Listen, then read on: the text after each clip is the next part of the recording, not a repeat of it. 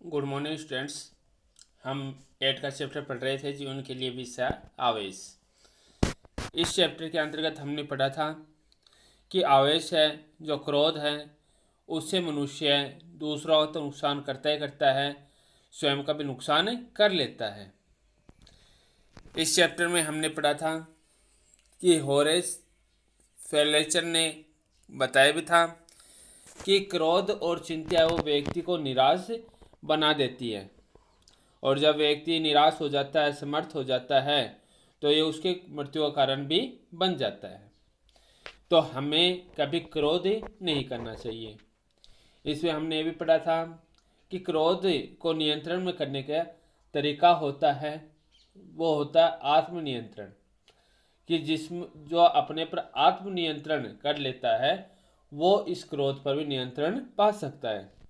जब व्यक्ति क्रोध करता है उस समय यदि वो चुपचाप रहे, शांत रहे, तो थोड़े देर बाद में क्रोध अपने आप ही खत्म हो जाता है।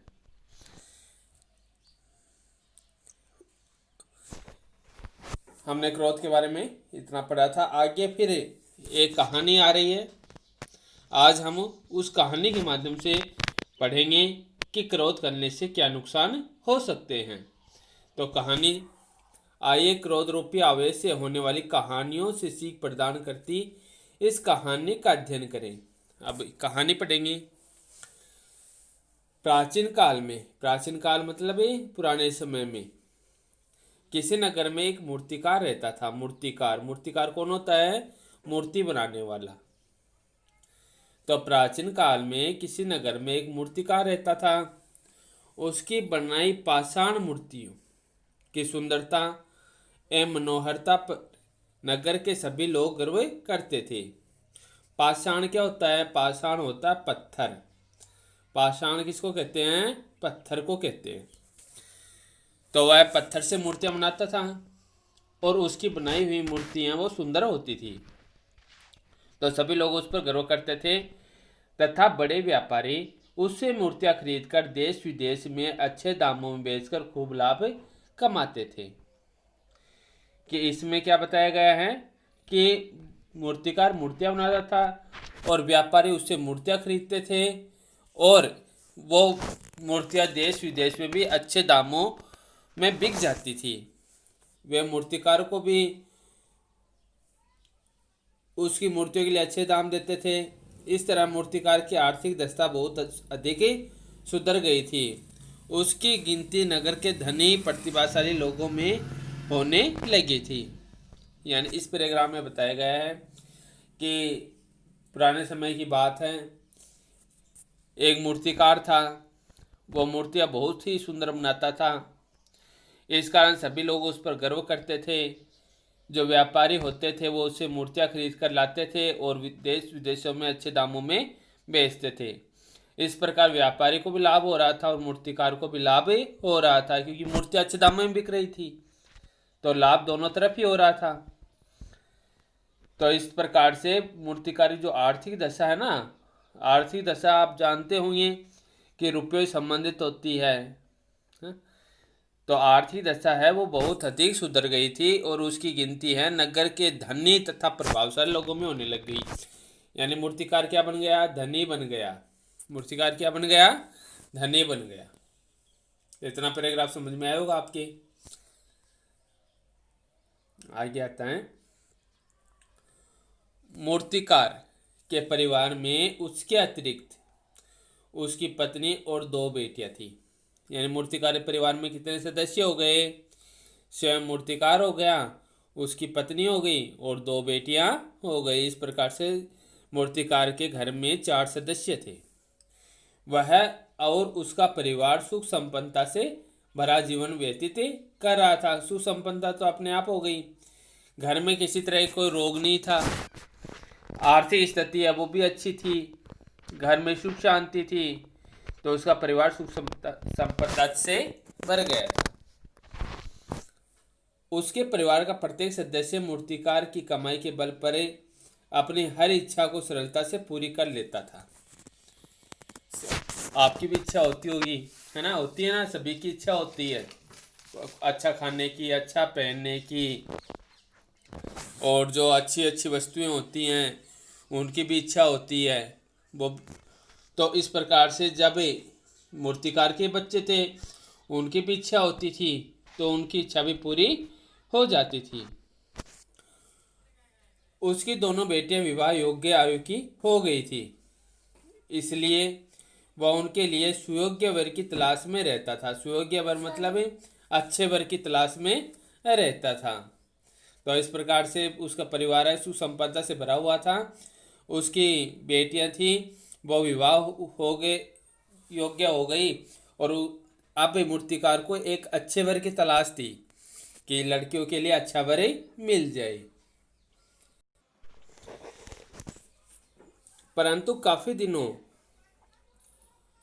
तक तलाश करने के बाद भी उनके लिए उपयुक्त वर न मिल पाए थे।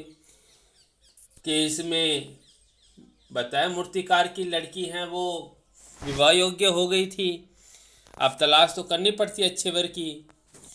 अब अच्छे वर की तलाश करते हैं, सुयोग्य होता है जो पूरी तरीके से योग्य होता है, ऐसे वर की उनको तलाश थी, लेकिन वो उपयुक्त वर नहीं मिल पाए। अब जब लड़का हो या लड़की हो, जब वो विवाह योग्य हो जाते हैं तो माता पिता को उनकी चिंता सताने लगती है। ऐसे में मूर्तिकार था तो उसको भी अपनी बेटियों की चिंता थी कि भाई इनकी भी शादी करनी है, इनके लिए अच्छा वर मिल जाए। परंतु काफी दिनों तक तलाश करने के बाद भी उनके लिए उपयुक्त वर न मिल पाए थे। अतः वह इस बात के लिए अक्सर चिंतित रहने लगा था। अब चिंता विषय तो हो गया कि अच्छा वर नहीं मिल पा रहा, कई जगह देखा था उन्होंने। अब आगे क्या पता इसमें। एक दिन जब अपने कारखाने में मूर्तियां बनाने में व्यस्त था, व्यस्त मतलब काम में लगा रहना, उसके कारखाने के प्रमुख द्वार पर घुड़सवारों के आकर रुकने की आवाज़ सुनाई दी। घुड़सवार आ गए थे उसके द्वार पर। वह तुरंत बाहर आया और उसने देखा कि दो सुंदर राजकुमार अपने घोड़ों सहित वहां खड़े थे। उसने दोनों राजकुमारों से वहां पधारने का कारण पूछा। उन्होंने मूर्तिकार को बताया कि वे पड़ोसी राज्य के राजकुमार हैं और उससे कुछ सुंदर मूर्तियां खरीदना चाहते हैं। यानी मूर्तिकार के पास में दो युवक आते हैं, दोनों ही राजकुमार होते हैं, और वो मूर्तिकार के पास क्यों आते हैं? मूर्तियां खरीदने के लिए। मूर्तियां खरीदने के लिए मूर्तिकार के पास आते हैं। मूर्तिकार उन्हें आदर से अंदर ले गया और मूर्तियां दिखाने लगा। मूर्तियां दिखाते हुए उसके मन में यह विचार उभरा कि काश ये दोनों राजकुमार उसकी दोनों बेटियों से विवाह करने को राजी हो जाएं, तो उसका भाग्य ही चमक उठे। यह विचार करते हुए मन ही मन उन्हें विवाह के लिए राजी करने का उपाय सोचने लगा। अब मूर्तिकार को तो अपनी लड़की के लिए वर की तलाश थी। अब राजकुमार आए थे, मूर्तिकार ने सोचा मेरी लड़कियों की शादी है ना, इन्हीं मूर्तिकार से करवा देता हूँ। तो वह मन ही मन में सोचने लग गया कि दोनों बेटियों का विवाह हो जाएगा राजकुमार के साथ में, तो इनका जीवन भी क्या हो जाएगा? सुखी हो जाएगा। राजकुमार उसके द्वारा बनाई गई सुंदर मूर्तियों देखकर बहुत प्रभावित हुए तथा मन ही मन सोचने लगे कि काश ऐसा मूर्तिकार उनके राज्य में होता, तब वे उसकी बनाई मूर्तियों से राजमहल को इतना सजाते कि देखने वाले देखकर दंग रह जाते। कुछ देर तक मूर्तियों को देखते देखते दोनों राजकुमार एक कोने में आए तथा परस्पर बातें करने लगे कि क्यों न इस मूर्तिकार को अपने राज्य में ले चले।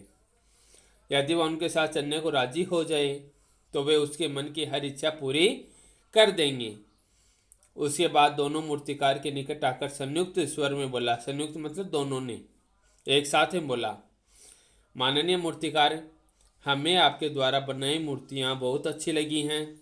हम दोनों ने निर्णय लिया है कि हम आपकी बनाई मूर्तियाँ खरीदने के बजाय आपको ही अपने राज्य में लेकर चलें, यदि आप हमारे साथ चलने को तैयार हो जाएं, तो हम आपकी हर इच्छा पूरी करना अपना कर्तव्य समझेंगे। तो इसमें क्या बताया गया है? इसमें बताया गया है कि राजकुमार तो आए थे मूर्तियाँ देखने के लिए। अब मूर्तियाँ उनको अच्छी लगी मूर्ति अच्छी लगी तो उन्होंने सोचा कि ऐसा मूर्तिकार तो अपने राज्य में होना चाहिए, तो मूर्तिकार को अपने राज्य में ले चलें। तो वो दोनों आपस में बात करने लग गए कि मूर्तिकार को अपने साथ लेकर चलना है। तो वो कहने लगे कि मूर्तिकार, हमें आपके द्वारा बनाई गई मूर्तियाँ बहुत अच्छी लगी हैं। हम दोनों ने निर्णय लिया है कि हम आपकी बनाई मूर्तियाँ खरीदने बजाय आपको ही अपने राज्य में लेकर चलें। तो राज्य में किसको लेकर जाना चाहते हैं? मूर्तिकार को। कौन है? राजकुमार। राजकुमार हैं वो मूर्तिकार को अपने राज्य में ले जाना चाहते हैं। अब ऐसे तो ले जा नहीं सकते, मूर्तिकार की इच्छा होगी तभी तो ले जाएंगे। तो इस पैराग्राफ में हमने क्या पढ़ा है? इसमें हमने पढ़ा है कि दो राजकुमार आते हैं मूर्तियाँ खरीदने के लिए। मूर्तिकार है वो उन दोनों को मूर्तियाँ दिखाता है। फिर राजकुमार आपस में सोचते हैं कि ऐसा मूर्तिकार हमारे राज्य में होना चाहिए। तो फिर वो मूर्तिकार से कहते हैं कि आप हमारे साथ चलने के लिए तैयार हैं, तो हम आपको अपने राज्य ले जाना चाहते हैं।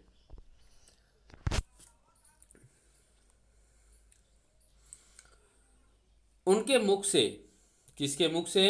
राजकुमार थे ना, उनके मुख से यह सुनकर मूर्तिकार के हर्ष, हर्ष क्या होता है? खुशी और उत्साह की सीमा न रही।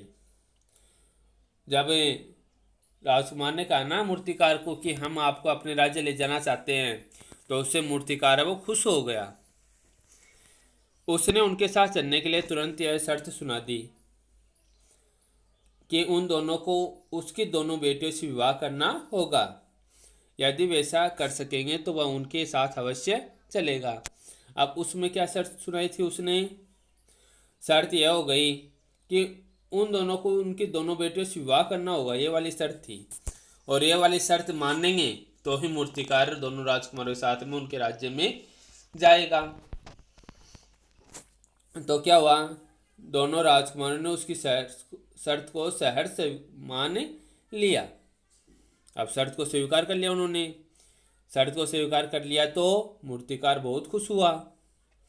उसने अपनी दोनों बेटियों को कारखाने में बुलाया और उनकी मुलाकात उन दोनों राजकुमारों से कराई। उनकी दोनों बेटियां बहुत सुंदर थी।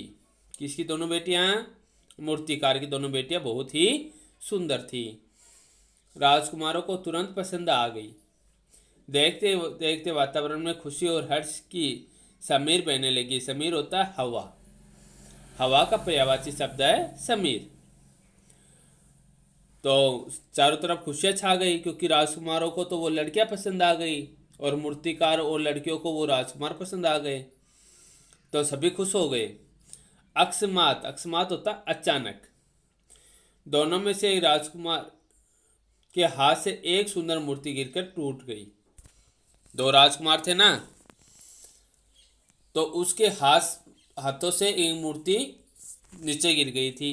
और नीचे गिरने पर आपको पता ही है, टूटना ही था उसको। तो मूर्तिकार ने आव देखा ना ताव, क्रोधावेश में।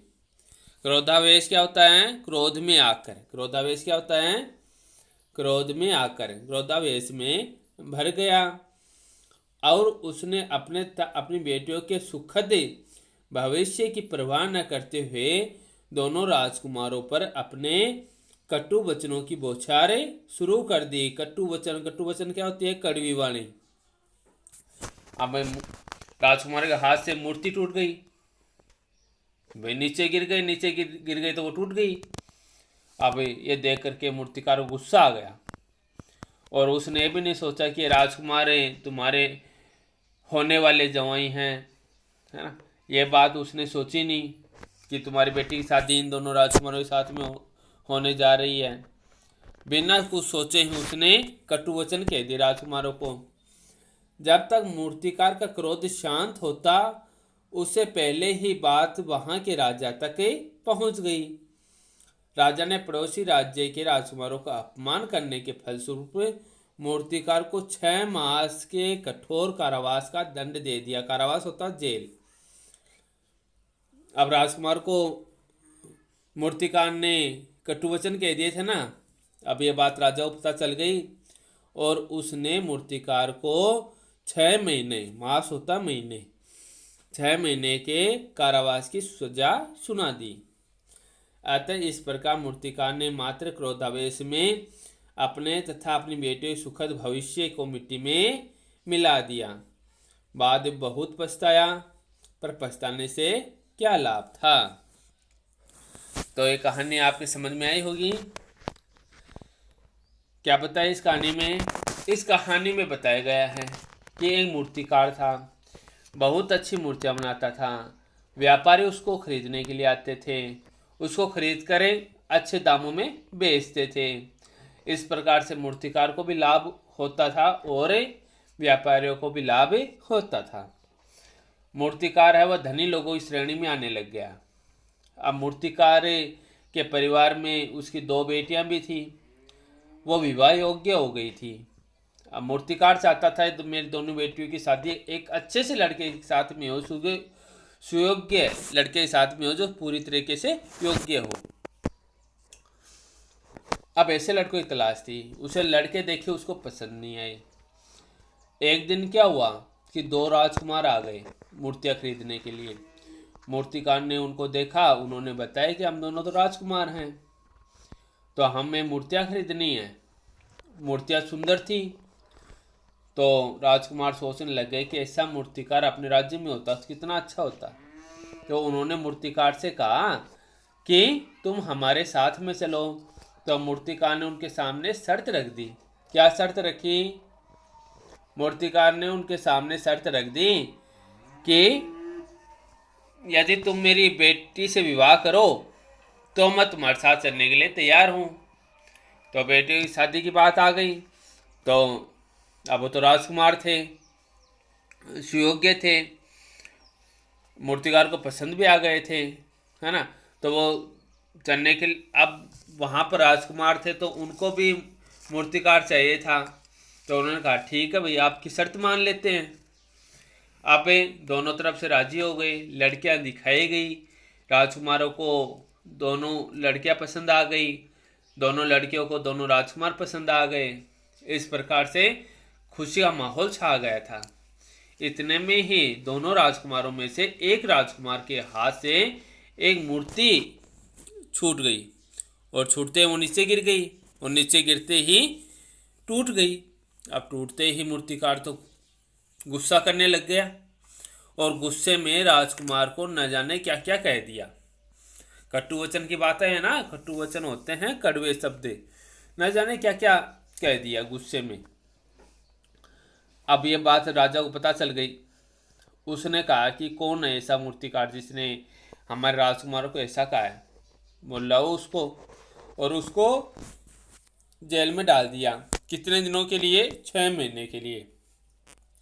अब उसके क्रोध के कारण न तो लड़कियों का रिश्ता हो पाया, खुद को भी जेल हो गई। इस प्रकार से उसने अपना जीवन तो नरक बना ही लिया था, साथ में लड़कियों का भी बना दिया। तो किस कारण से हुए सारे काम? क्रोध से। यदि वो गुस्सा नहीं करता तो उसके मुख से कटु शब्द नहीं निकलते, और कटु शब्द नहीं निकलते तो उसको सजा नहीं होती। लड़कियों की शादी है वो राजकुमारों के साथ में हो जाती, कितना अच्छा होता। लेकिन ये सारे काम किसके कारण बिगड़ गए? गुस्से के कारण से, क्रोध के कारण से। तो यही कहानी हमें क्या शिक्षा देती है कि हमें कभी क्रोध नहीं करना चाहिए, कभी गुस्सा नहीं करना चाहिए। कोई भी परिस्थिति आती है उसमें भी हमें शांत रहना चाहिए।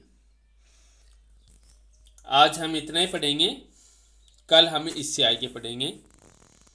धन्यवाद।